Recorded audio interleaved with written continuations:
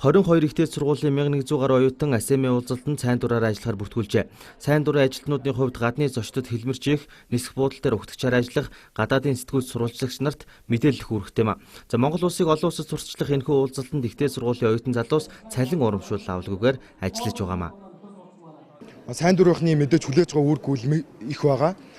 Оюутнууд маань Монгол улсынхаа нэр төрийг гарган энэхүү үйл ажиллагаанд ямар нэгэн цалин хөлс нэгсэнгүү өөртөө сайн дураараа ажиллаж байгаа үндсэн дээрээ бид хүн нэгдэн ажиллаж чадж байгаамаа. Цалин бол авахгүй нь. Тэгээ цалин мэдээж авахгүй.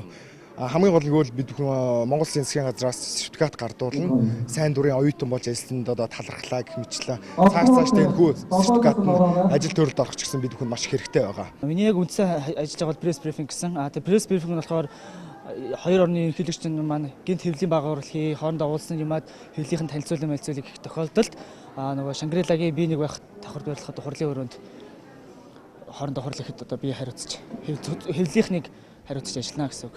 Би АСЕМ-ийн яг дээд хэмжээний улсын үеэр туслах хийж байгаа. Яг нөгөө хүмүүсийн хүлээн авдаг нөгөө офисрууд нь байгаа.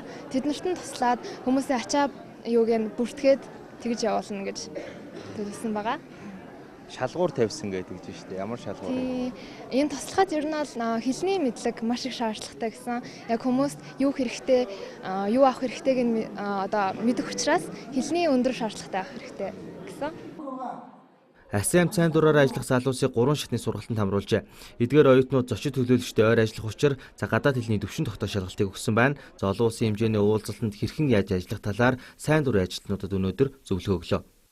Чидэд ер нь өөрийгөө хөгжүүлээ, найзлагтай болъё, хэлний мэдлэгээ дэвшлүүлэе гэсэн зорилгоор дараа нь тэгээд гадаад тусад руу явхад нэг сургууль руу явхад АСЕМ-д ажиллажсэн гэсэн нэртэй юу тийм хөл зорилгоор ажиллаж байгаа. Хөвөний ажлын намтарч гисэх сайн. Тийм намтартаа нэмэл гэсэн байдлаар ажиллаж байгаа. Чиний хувьд яг хаана ажиллах гэж байна? Одоо зарим нь бол Шангрила, зарим нөгөө нэг наатан болох зохицол.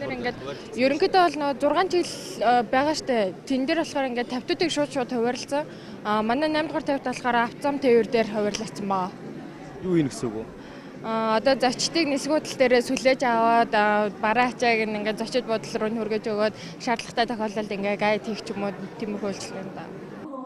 За нийгмийн сайн сайхны төлөө ямар нэгэн төлбөр ашиг хонжоо харалгүйгээр хөлмөрлөж байгаа хүмүүсийг сайн дурын ажилтан гэж тодорхойлдог байна.